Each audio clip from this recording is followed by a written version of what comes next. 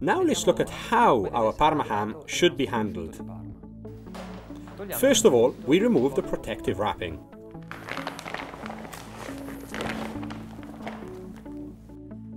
Then we remove the grease that has formed all over the surface.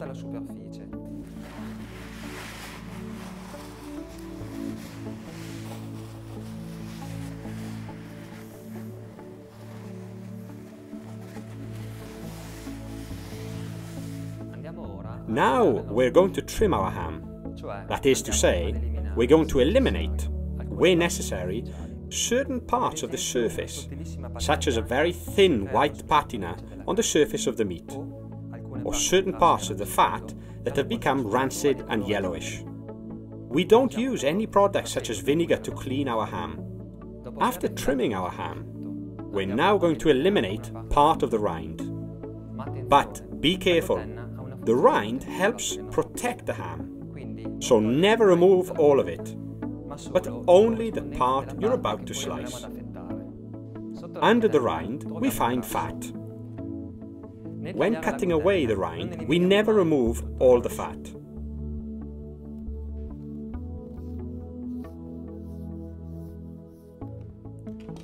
We always leave a layer like this, because it's the fat that gives Parma ham its classic sweet and fragrant flavour. Apart from anything else, it must be added that the fat on Parma ham consists of almost 70% unsaturated fatty acids and is therefore characterised by a modest cholesterol content. Now that the ham has been trimmed and the rind has been cut away, we can begin to slice it. There are 3 fundamental rules when slicing Parma ham. Rule number 1, never, repeat, never slice ham with the rind on. Always remove the rind from the part you are going to slice. Rule number 2, only slice ham when asked by a customer and avoid exposing it to the air for too long.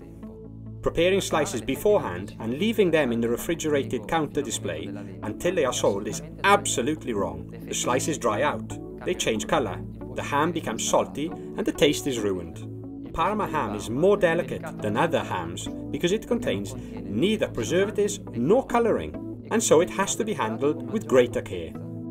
Rule number 3, the slices must be thin as possible.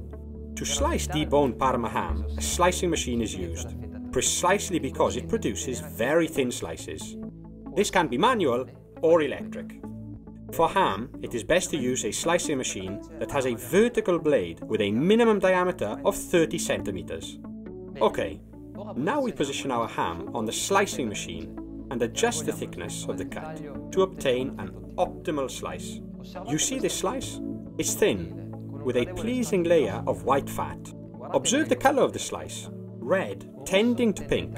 This is the characteristic color of Parma ham, different from that of other hams, because it's a natural colour, given that Parma ham has no colourings, nitrates or other additives.